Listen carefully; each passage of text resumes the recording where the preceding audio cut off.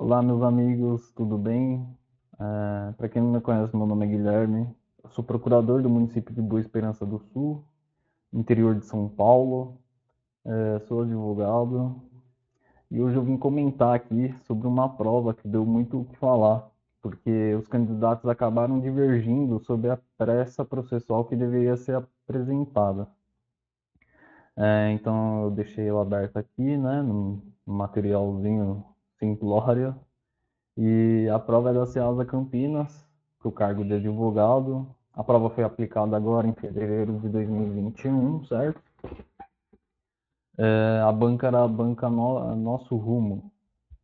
Então vamos lá.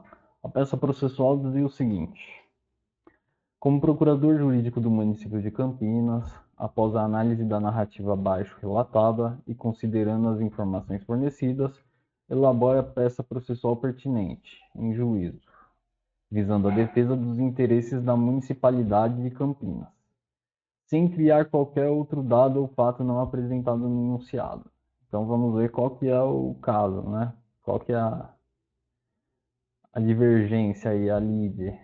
Após o regular processamento e trânsito em julgado, em fase de conhecimento, o senhor José Pereira, que era o reclamante, apresentou cálculos de liquidação trabalhista definitiva, em desfavor da empresa XXYY Serviço de Segurança Limitada. XXYY segue a primeira reclamada e a municipalidade a segunda reclamada nos autos tal perante a Vara do Trabalho de Campinas. A respeitosa sentença transitada em julgado traz a seguinte condenação. Aí tem a decisão aqui. Vamos lá. Com a concordância das reclamadas nos cálculos apresentados pelo reclamante, com a ressalva feita pela Municipalidade de Campinas quanto à limitação do seu período e a necessidade de execução inicial pela primeira reclamada, o respeitoso juízo de piso homologou os cálculos obreiros, ordenando o pagamento de forma imediata. Ato contínuo, o reclamante apresentou impugnação à sentença homologatória, requerendo a execução única e exclusivamente contra a segunda reclamada, no caso a Fazenda, sob o argumento de que a primeira demandada teve a sua falência decretada, devendo ser responsabilizada por todo o período de condenação. Contestada a impugnação, o respeitoso juízo monocrático profere nova decisão nos seguintes termos. Teve a decisão que o juiz apresentou, proferiu, né?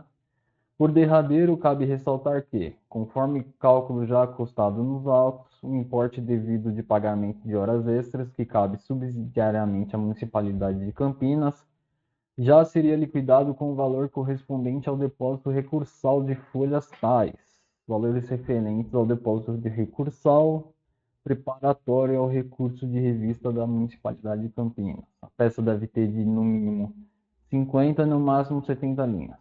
Então vamos lá. Eu fiz uma linha processual aqui para a gente ver onde que nós paramos. Então teve o trânsito em julgado da fase, então teve o fim da fase de conhecimento, certo? Entrou a fase de liquidação de sentença.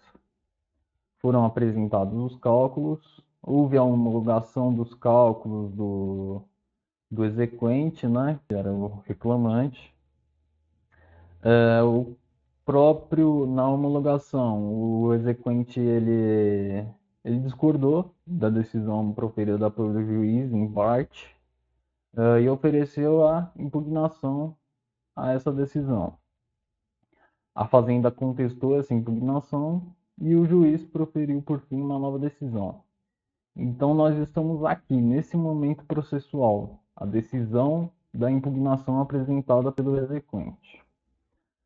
Aí o enunciado queria, então, você na qualidade de procurador do município de Campinas, que você apresentasse a peça processual cabível.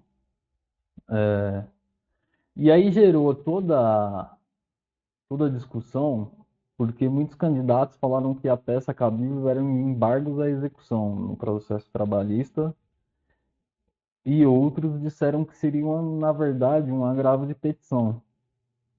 Que um agravo de petição tem aquela famosa frase para você ficar falando, para você decorar como que é na esfera trabalhista. Decisão na execução, agravo de petição. Decisão na execução, agravo de petição. Enfim, como que funciona o processo de execução no processo do trabalho?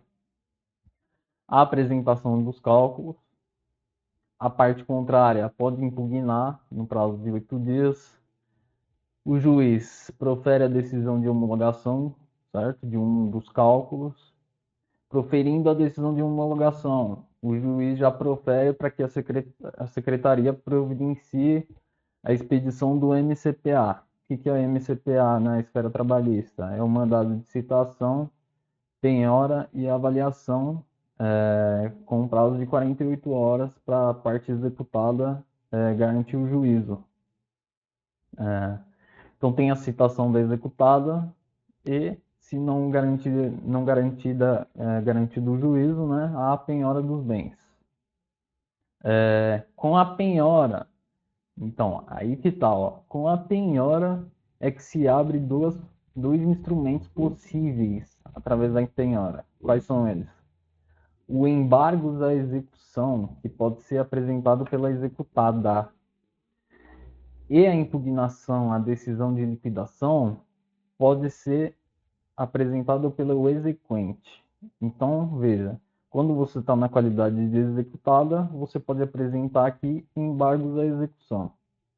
Já quando você está na qualidade de exequente, você pode apresentar impugnação à decisão de liquidação, certo?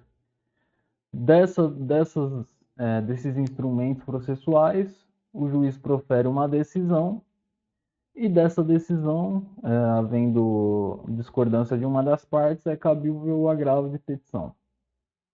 Voltando para o esqueminha aqui, então teve a apresentação dos cálculos, a homologação, a impugnação pelo exequente, ou seja, a impugnação pelo exequente, certo? Aqui, ó, impugnação, e a decisão proferida pelo juiz de piso, né, que é o juiz da execução.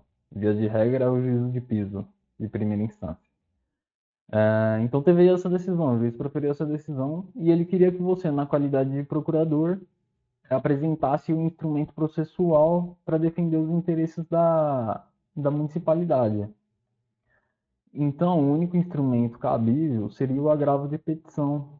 Nessa hipótese aqui, seria a apresentação do agravo de petição, né, no problema. O candidato deveria apresentar esse recurso, com todas as particularidades que ele exige, como você tem que deixar claro e expresso os valores que você diverge, que você quer impugnar e etc. Aí tem que dar uma estudadinha profunda para quem quer saber quais são as particularidades do agravo de petição. Não é o objetivo desse vídeo. O objetivo desse vídeo mesmo é só deixar claro que... Só deixar claro, né? Deixar claro e esclarecer, né? Qual seria o instrumento processual cabível, porque foi essa discussão que teve durante a semana inteira aí que passou. Eu falei, pô, o pessoal tá, tá confundindo nisso daqui, então eu vou tentar fazer um vídeo, né, para tentar esclarecer que seria cabível, no caso, um agravo de petição pela Fazenda, né? E o agravo de petição em 16 dias, tá? Porque na esfera trabalhista se aplica o decreto-lei próprio, né? Que ele fala que é o prazo para a fazenda pública no processo do trabalho, ele é em quádruplo para contestar, em dobro para recorrer. É igual aquela regrinha do CPC de 73. O CPC de 73 ele previa esse prazo em relação à manifestação da fazenda pública. Agora, com o CPC de 2015, qualquer manifestação é o prazo dobrado para a fazenda pública.